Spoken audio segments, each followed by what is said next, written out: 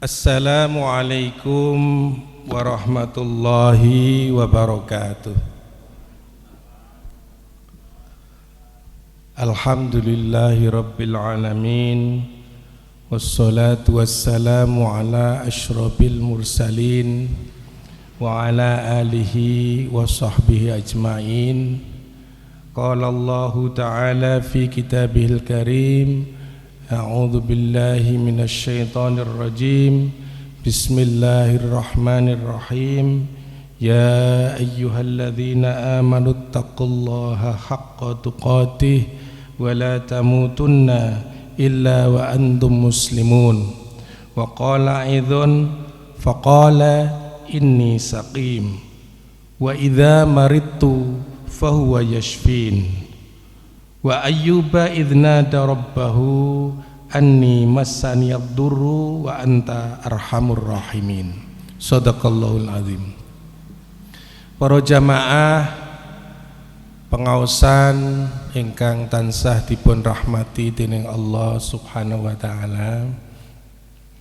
Monggo ingkang sepindah kita tansah ngambali anggen kita muji syukur dumateng Allah Subhanahu wa taala kanthi ucapan alhamdulillah. Salajengipun para jamaah rahimakumullah, monggo kita wonten keadaan apapun tansah ningkataken anggen kita takwa dumateng Allah Subhanahu wa taala, lan monggo kita tansah arep-arep bilih mangke sak wekdal-wekdal dipun timbali dening Allah Subhanahu wa taala sowan marak dateng piyambakipun kita pinaringan pejah kanthi tetep ngrasuk agami Islam. Para jamaah rahimakumullah, sekedap malih pinten-pinten malih nggih. Ora nganti sesasi nggih. Niki pun tanggal pinten? Tanggal kalih, leres. Tanggal kalih Sya'ban. Artosipun kirang 3 doso dinten atau 30 hari kurang. Kita sampun badhe mlebet ingkang ing wulan ingkang kita tansah arep-arep setiap taunipun inggih menika wulan Ramadan. Kados sampun kalih Ramadan kita menikmati wulan Ramadan kanthi kirang kados kala wingi-winginipun, sebab wonten batasan-batasan ingkang kita kedah patuhi gandeng menika penetapan status keadaan darurat kesehatan ingkang dipun wastani pandemi menika wiwit taun 2000 kalih dasa. Dados Ramadan 2000 dasa menika kita statusipun pandemi. Bahkan mbok bilih Ramadan tahun 2020 mboten tarawih nggih. Tarawih napa mboten? Tarawih ning omahe dewi-dewi. Wonten sing teng masjid. Masjid kula sebagian wulan Ramadan 2020 wonten tarawih sedikit, terus saklajengipun boten tarawih malih. Nanging 2021 sampun tarawih nggih, tapi statusipun tasih pandemi, sehingga tetap kita masih mengalami batasan-batasan. Mugi-mugi kemawon tahun ing 2022 menika status pandemi enggal dipun cabut, sehingga kita Ramadan saged jamaah wonten masjid kanthi tenang, boten kuwatir di disidak sinten-sinten. Meskipun sakmenika kondisi COVID-19 masih meningkat akhir-akhir menika, namung pedoman ingkang kita ugemi keadaan pandemi khususipun kasus terakhir ingkang dipun wastani Omikron menika kasus di masyarakat sampun istilahipun grafik menika sudah melandai. Melandai niku mboten munggah terus, dadi pun mulai tetap. Namung guyonanipun kanca-kanca teng kesehatan iki keadaan iki tetap memang ora ana kasus, maksudnya positif corona, napa wong sing arep diperiksa wis do ora gelem.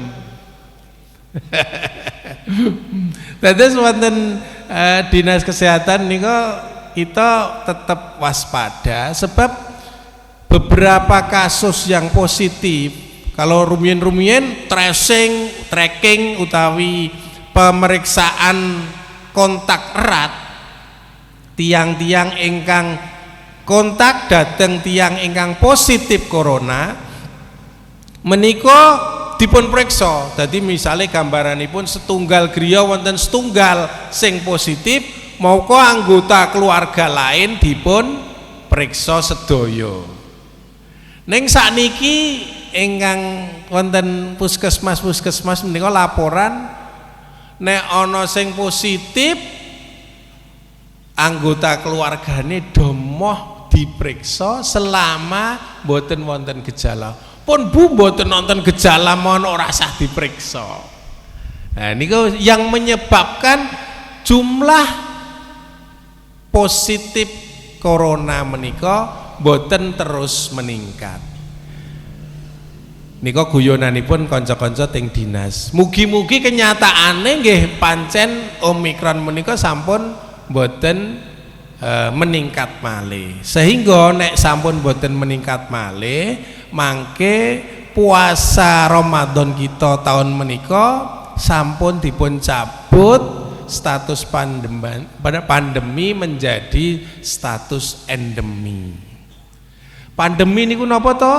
Keadaan epidemi atau menyebarnya penyakit yang luas di seluruh negara di dunia.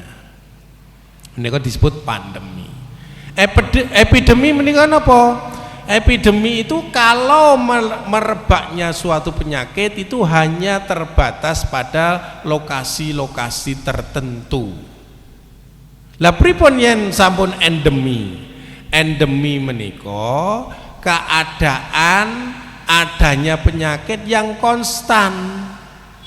Memang sudah ada di situ dan sering muncul, tetapi bentuknya konstan, tidak meningkat tajam.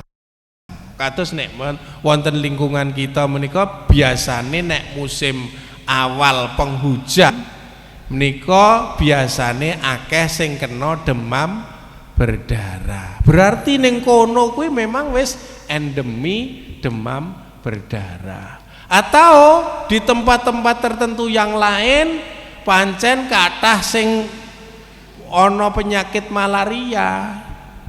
Berarti pun dianggap penyakit malaria tinggi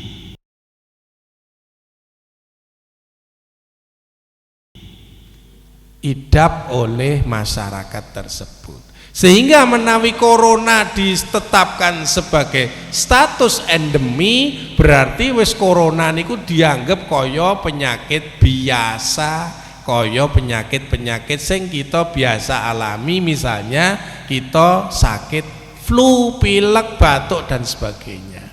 Nanging sakniki kula nek teng nggon praktekan tesih matur, nek jenengan watuk pilek aja nulari anggota keluargane liyane, mongko jenengan nek watuk pilek kudu nganggo masker meskipun wonten griyanipun piyambak supados mboten nulari anggota keluarga sanes.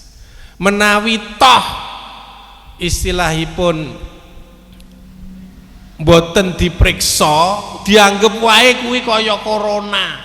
Nek pengen dianggap corona kan kedah diperiksa swab napa di periksa PCR.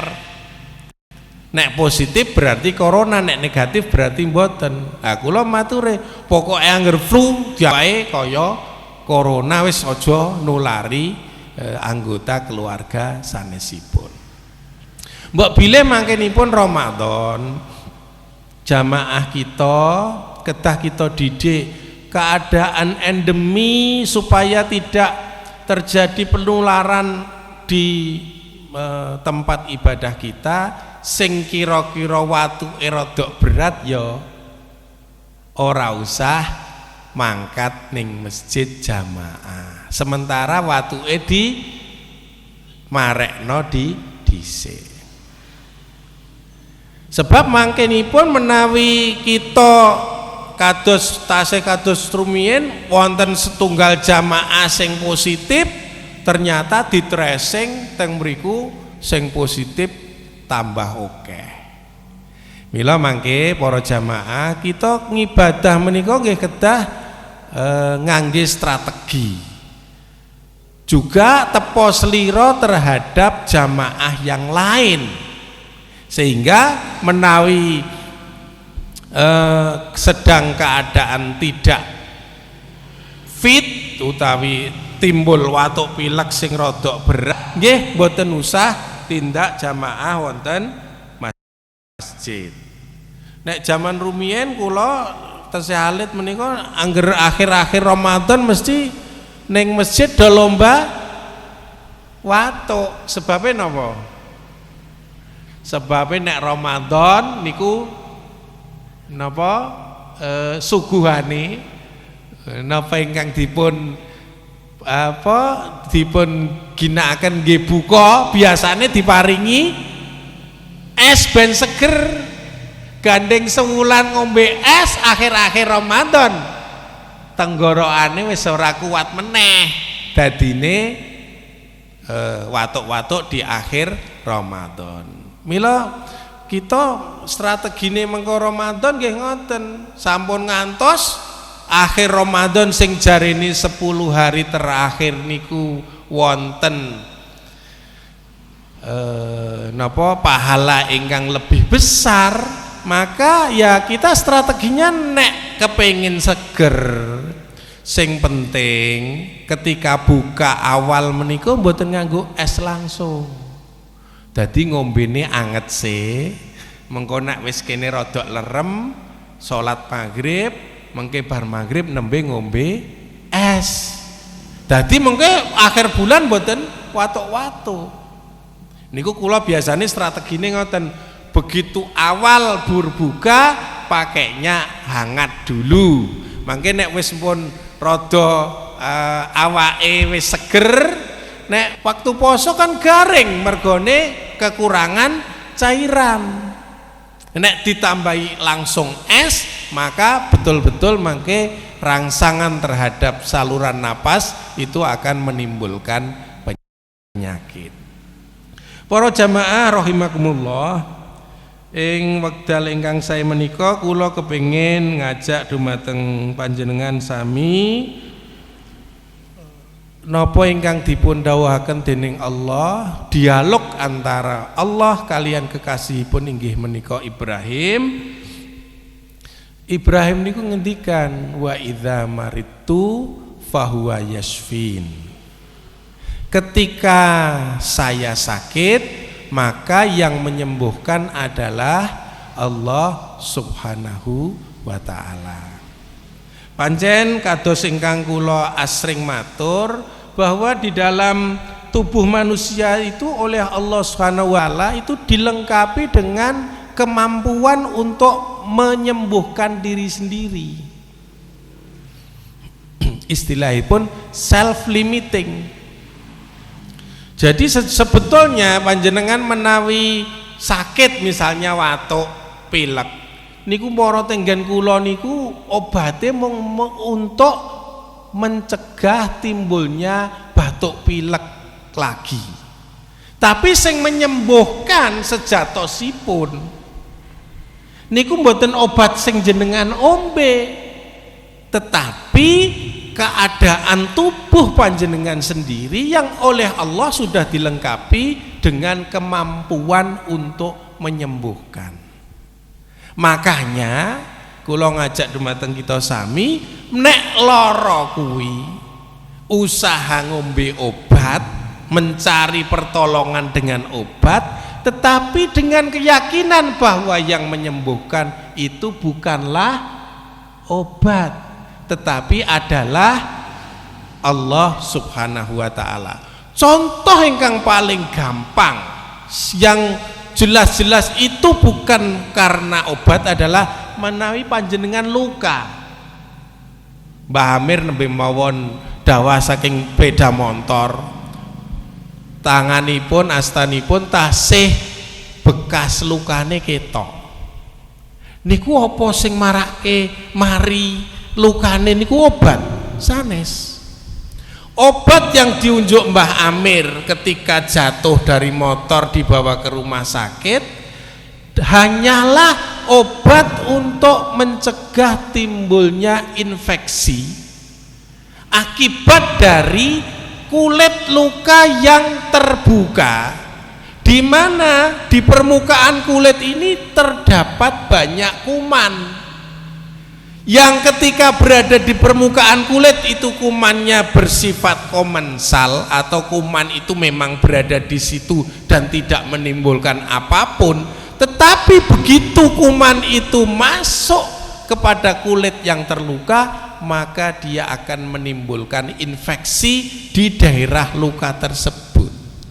Maka begitu jenengan luka, pertolongan pertama dibersihkan dulu supaya kuman yang masuk ke dalam area luka itu mati.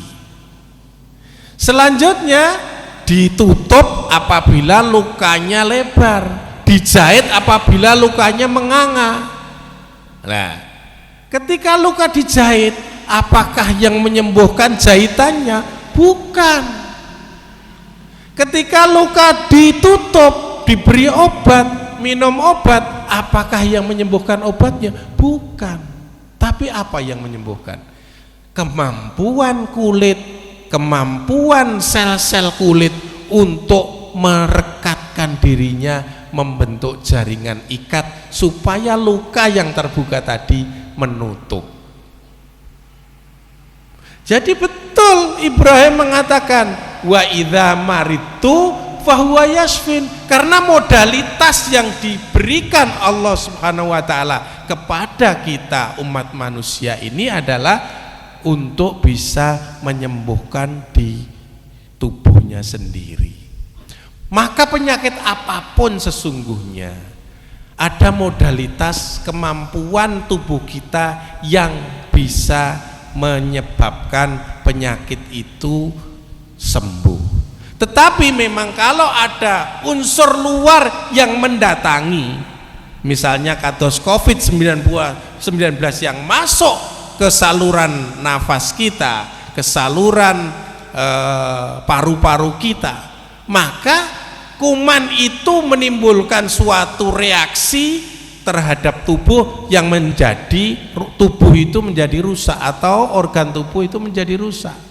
Maka obat yang diminum adalah obat yang untuk membunuh kuman yang masuk. Seperti yang tadi kasus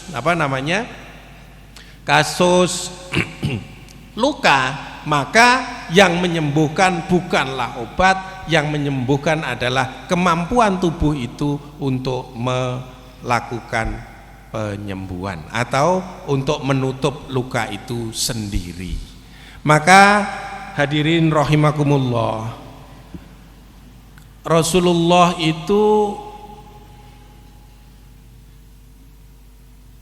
yang kita anut sebagai utusan Allah, sebagai nabi yang diutus untuk memberikan penerangan kepada umat manusia agar menjadi umat yang mengenal Allah, manusia yang mengerti bahwa ternyata kehidupan ini ada yang menghidupkan.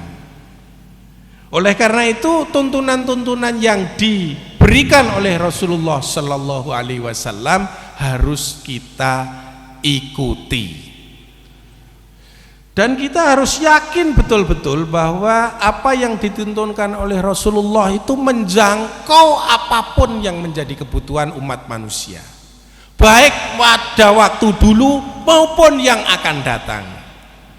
Satu contoh, Rasulullah itu mengajari berdoa untuk menghindar dari penyakit, memohon tidak terkena penyakit tertentu, tetapi tidak seluruh penyakit. Sebab kalau kita sakit pada hakikatnya itu adalah suatu keadaan yang diberikan oleh Allah berupa kesempatan untuk mendapatkan ampunan. Jadi nek nyuwun niku mboten nyuwun ora lara sama sekali, mboten.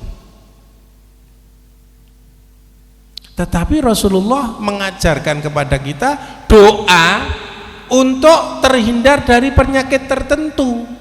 Nah, coba kalau kita lihat satu hadis yang diriwayatkan oleh Abu Dawud, Rasulullah itu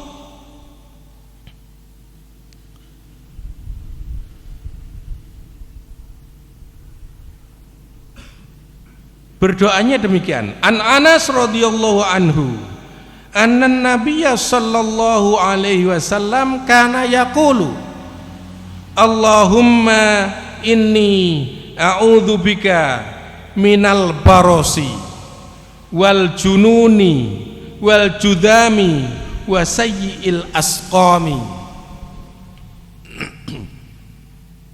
Coba kita lihat hadis ini. Selama pandemi jenengan nate maos doa niki napa mboten, Pak? Dereng nggih. Oh, lah piye? Kedahe selama pandemi niki para jamaah ya kudu dituntun ngucapke lafal doa ini. Karena doa ini betul-betul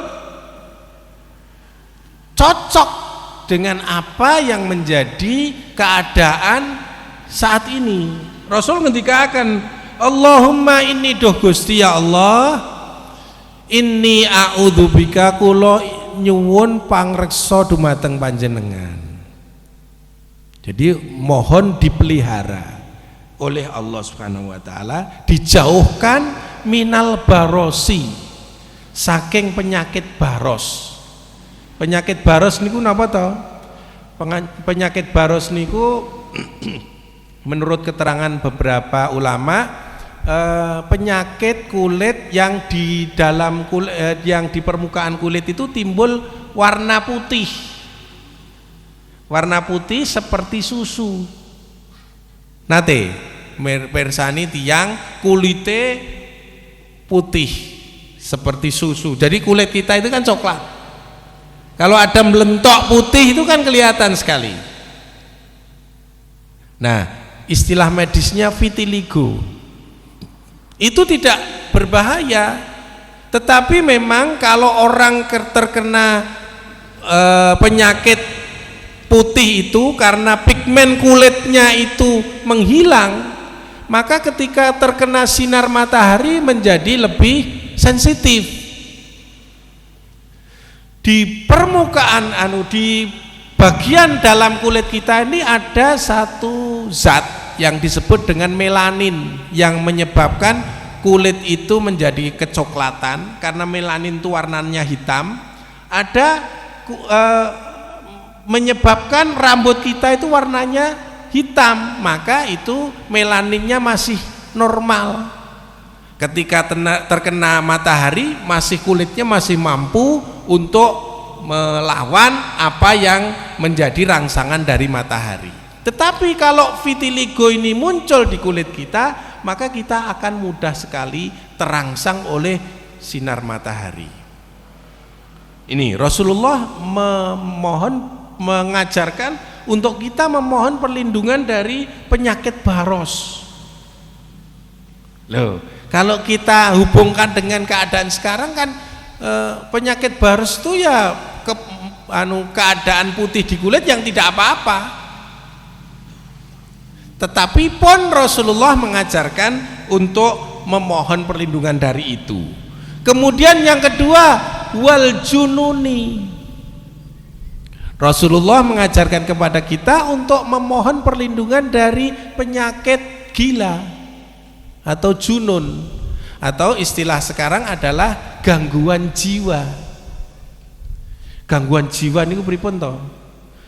Kula nate matur bilih di dalam diri manusia itu ada sisi jasmani, tetapi ada sisi rohani. Kalau rohani itu urusannya nanti adalah pengetahuan agama, karena yang bisa menerangkan tentang roh itu adalah agama. Tetapi di antara jasmani dan rohani ini ada istilahnya satu keadaan atau satu apa yang disebut di dalam tubuh manusia itu ada jiwanya. Kalau bahasa Arabnya saya sering menyebutnya sebagai nafsani, karena jiwa itu sering tumbuh muncul akibat dari nafsu atau kehendak di dalam diri manusia.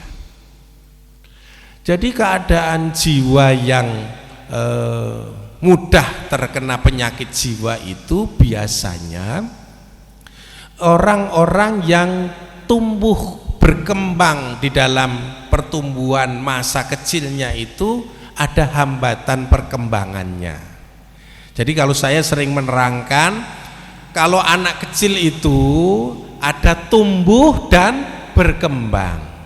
Kalau tumbuh itu hubungannya dengan berat badan atau tinggi badan, tapi berkembang itu hubungannya dengan interaksi mentalnya, interaksi sosialnya, kemampuan yang berhubungan dengan mentalnya. Misalnya contoh tertawa, menangis, kemudian menghendaki sesuatu, kemudian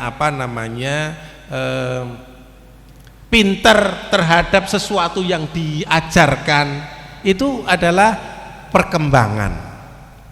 Maka memang sejak awal sekali tuntunan agama kita, khususipun nanti ibu-ibu yang punya putra yang sedang mengandung atau ibu-ibu yang saat ini sedang menunggu kelahiran putranya, itu ya harus belajar tentang tuntunan bagaimana merawat anak secara Islam.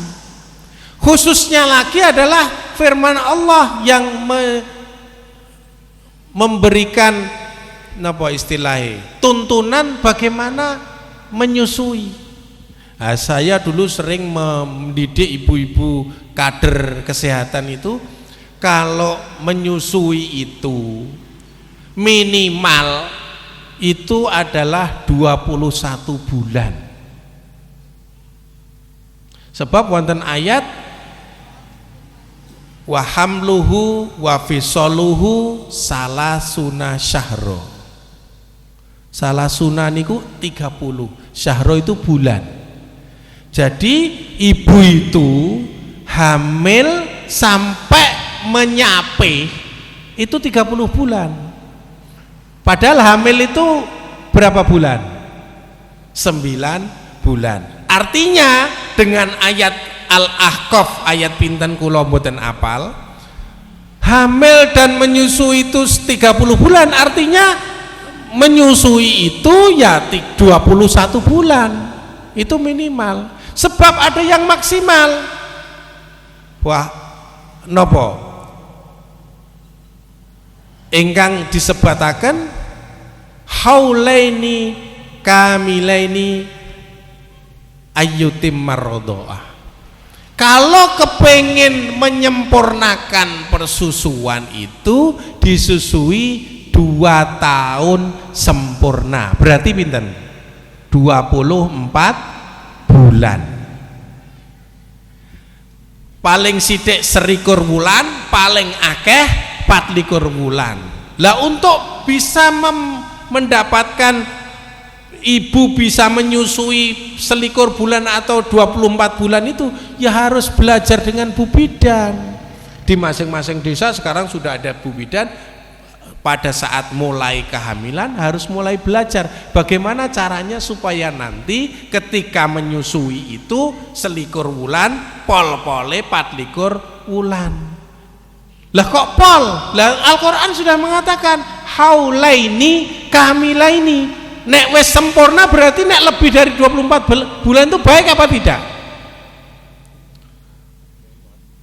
Wes kliwat jenenge.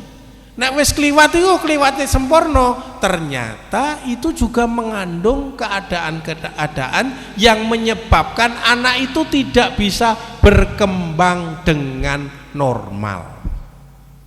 Kula niku sing sering kula nggih contoh niku ada saudara saya yang menapa istilahnya tumbuh bersama saya karena rumah saya dengan rumahnya dia itu berdampingan. Saya anaknya kakaknya ibunya dia. Itu saya sering masih teringat ketika saya kecil bermain dengan adik saya itu. Dia itu kalau main gitu terus pamit, "Sek mas." Ibunya berada di teras rumahnya gitu. "Sek mas itu karena manggil saya kan mas." Dia mendatangi ibunya untuk ngempeng dulu. Padahal sudah main dengan saya. Artinya kalau saya sudah sampai sekarang masih ingat itu kira-kira umur saya waktu itu adalah sekitar 3 atau 4 tahun. Berarti nek dia masih menyusu saya umur 3 tahun, padahal dia itu kacek kalih kula itu 2 tahun, berarti adikku mbiyen kuwi berarti umur 5 tahun isih nyusu karo ibune. Lah iki malah kebangetan banget nggih. Wong sing luwih saka 24 wulan wae wis keluwian napa malih sing umur 5 tahun isih nyusu. Malah di desa ternyata di daerah kita di Klaten kula nggih nembe ngertos ning Klaten itu ternyata ada anak-anak kecil itu yang ngempeng kepada neneknya. Nggih, leres mboten Bu? Leres Pak? Nah, itu terus gimana perkembangan jiwanya? Nah, oleh karena itu ibu betul-betul sangat berperan dalam rangka perkembangan jiwa manusia, jiwa putra-putranya agar berkembang secara normal. Karena perkembangan jiwa yang terhambat itu nanti akan menyebabkan orang itu tidak tahan terhadap suatu tantangan atau masalah yang dihadapi di dalam kehidupannya. Sehingga kalau orang itu tidak mampu menghadapi masalah atau tantangan hidupnya, mungkin dia akan terkena penyakit yang dikatakan oleh Rasulullah adalah al-junun atau penyakit jiwa. Oleh karena itu ibu-ibu kula ngajak para jamaah khususipun ibu-ibu yang berperan di dalam perkembangan jiwa anak-anak itu belajar bagaimana anak itu mulai berkembang jiwanya. Bahkan ada teori yang mengatakan di dalam kandungan pun itu sudah mendengarkan apa yang dikatakan oleh orang tuanya. Alangkah baiknya ketika ibunya mengandung atau istrinya mengandung dibacakan ayat-ayat Al-Quran di dekatnya. Kemudian ketika dia sudah lahir sering diajak bicara. Ternyata ada penelitian yang menyebutkan orang-orang cerdas itu banyak terdapat pada orang-orang yang ibunya cerewet. Loh, kok iso? Karena ketika bayi sering diajak ngomong, lah nek ibunya menang wae, bayinya ya menang wae. Bahkan penemuan bahwa anak itu bisa mendengarkan suara atau gangguan pendengarannya ada atau tidak itu kalau diajak bicara. Lare menika kan yang berkembang lebih awal matanya atau pendengarannya? Penglihatan apa pendengaran? Pendengaran. Maka ayat Al-Quran yang kaitannya dengan penglihatan dan pendengaran yang diucapkan pertama oleh Al-Quran adalah pendengaran. Bayi menika dereng iso ningali, tetapi ketika diajak bicara dia akan bereaksi. Nanti setelah umur 6 bulan baru dililing iso ngerti, oh iki bapake, oh iki ibuke, oh iki kang mase sedulure dan sebagainya. Dia baru bisa melihat ketika usia perkembangannya adalah 6 bulan. Belajar tentang bagaimana perkembangan yang harus terjadi pada bayi dan anaknya ini penting bagi ibu-ibu agar bisa merawat anak sesuai dengan pertumbuhan dan perkembangan yang normal supaya tidak terhambat perkembangan jiwanya pada tahap tertentu. Kemudian yang ketiga, jamaah rahimakumullah, Rasulullah ngendikaaken wal judami, mohon tidak diberi penyakit al-judam. Al-judam itu dinyatakan oleh beberapa ahli sebagai penyakit yang di medis disebut penyakit lepra. Penyakit lepra itu apa toh? Penyakit yang disebabkan oleh kuman, penyakit disebut Mycobacterium. Seperti penyakit batuk yang disebabkan Mycobacterium disebut TBC, itu menyerang pada paru-paru. Tetapi al-judami itu menyerang pada organ tubuh manusia yang muncul awalnya itu pada kulit. Jadi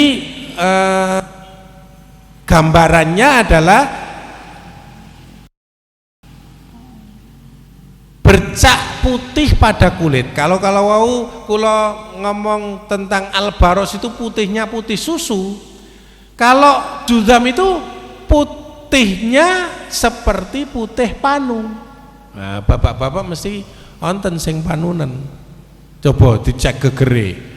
Sing kulino ning sawah, keringetan, panunen.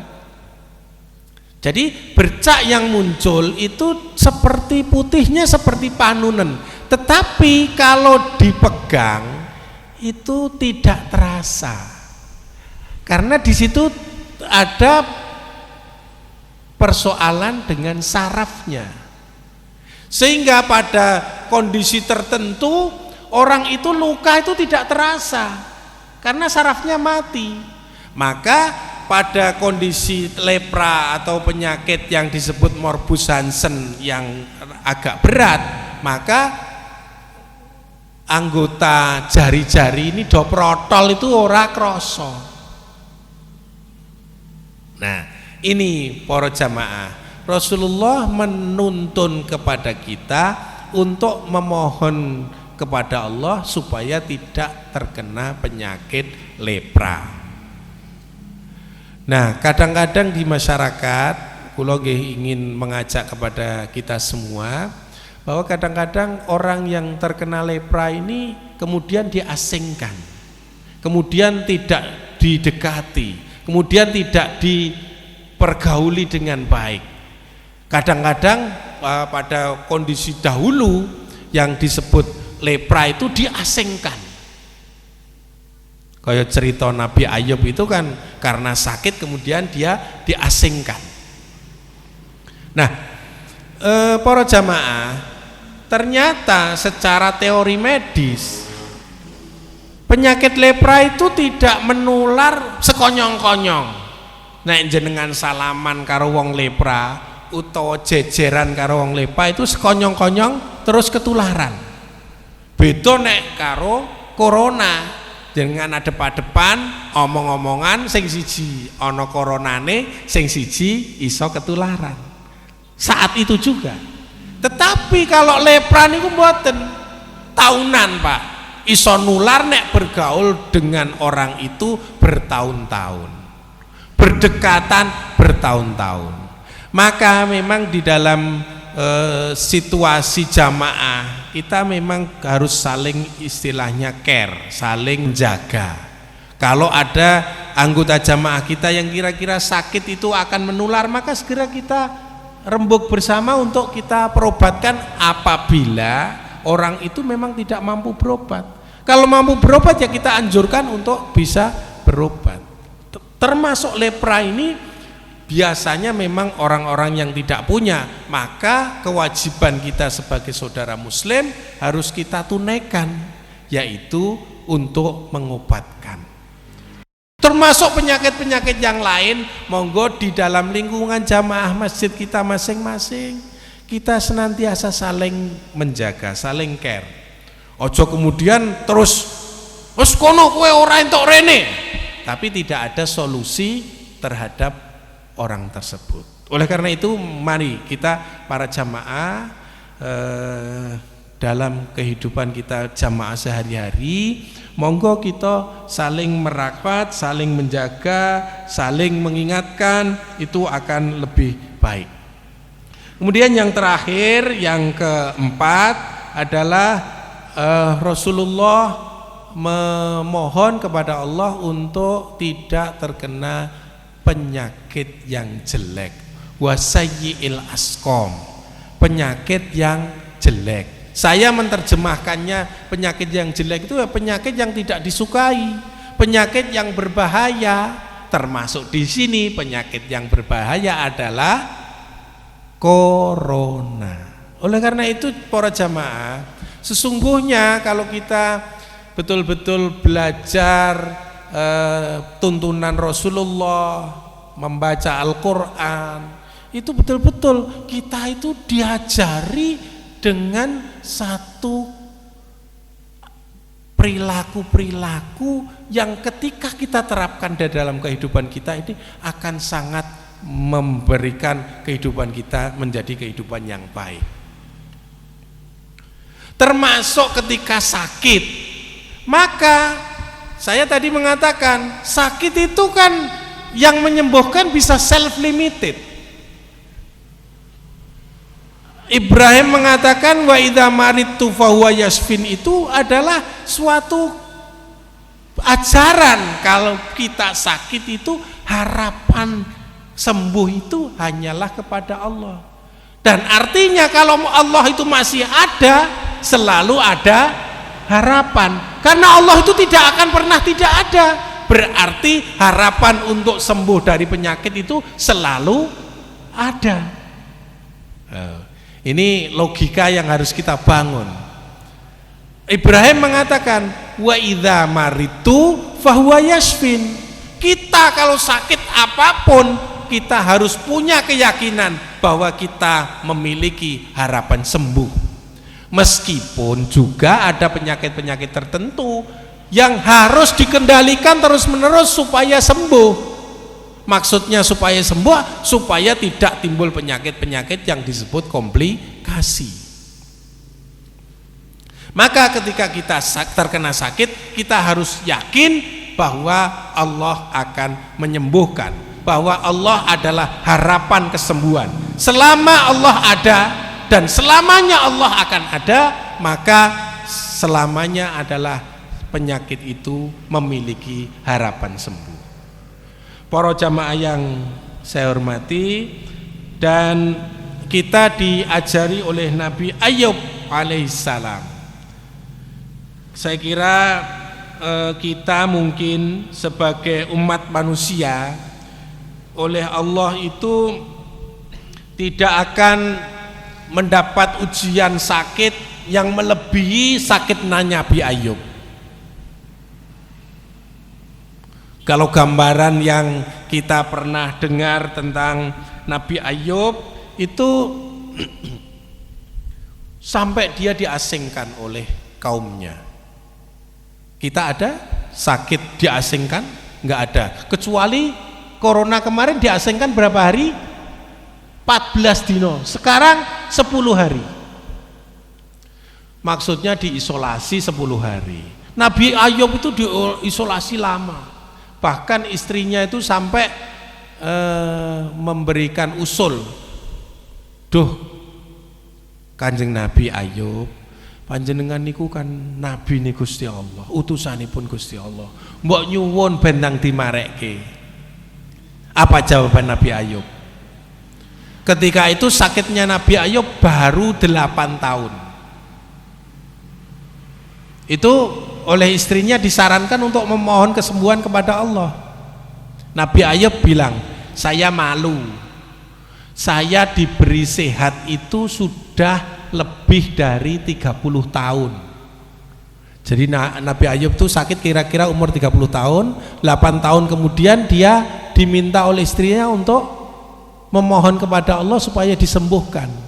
Nabi Ayub mengatakan, aku iki sehate isek luweh akeh tinimbang lorone. Keadaanku yang sakit itu lebih lama dari keadaanku yang sehat itu lebih lama dari keadaanku yang sakit ini. Maka aku malu memohon kepada Allah untuk meminta disembuhkan. Kita nembe loro telung dina wis Rasulullah. Karena kita tidak menanamkan tauhid kita, akidah kita secara benar. Coba Nabi Ayub mengatakan kepada Allah begini. Jadi kita itu kalau sakit ya istilahnya ngresulone ya kepada Allah, seperti dicontohkan Nabi Ayub dalam surat Al-Anbiya ayat 83. Pernah ketika kita sakit kita mengatakan seperti Ayub, idznada rabbahu anni massaniyadurru wa anta arhamur rahimin. Monggo para jamaah, menawi kita diberi oleh Allah Subhanahu wa taala ganjaran sakit, maka kita yang paling penting adalah keyakinan kita bahwa Allah akan menyembuhkan. Kemudian yang kedua, ketika kita sakit itu, maka kita memohon kepada Allah adalah memohon belas kasihnya. Seperti dikatakan oleh Nabi Ayub, anni massaniyadurru. Ya Allah, kula menika nembe disentuh oleh keadaan yang tidak baik. Masani. Jadi ini satu gambaran bahwa penyakit menurut Ayub itu hanya apa ya istilahnya, hanya nemplek sidik. Nemplek sidik itu artinya bukan sesuatu yang harus harus dianggap sebagai sesuatu yang berat. Meskipun kenyataannya kita merasakan itu berat. Bandingkan saja penyakit kita dengan penyakitnya Nabi Ayub. Maka ketika kita membaca Al-Quran, Nabi Ayub mengatakan, Rabbi inni anni massaniyadurru. Duh Gusti, kula nembe ketemplean. Itu bahasa Jawa ini memang ketemplean. Dan itu kata Mbah Amir, ya mung sementara. Insya Allah kalau kita yakin kepada Allah, itu nanti akan diambil. Dan kita yakin bahwa penyakit itu adalah sarana kita mendapatkan ampunan dari Allah Subhanahu wa ta'ala. Akhirnya kita yakin bahwa Allah itu adalah zat yang arhamur rahimin, seperti yang dikatakan oleh Nabi Ayub dalam surat Al-Anbiya ayat 83. Para jamaah yang saya hormati, kiranya namung katen ingkang kula saged aturaken, mugi-mugi kita pinaringan sehat.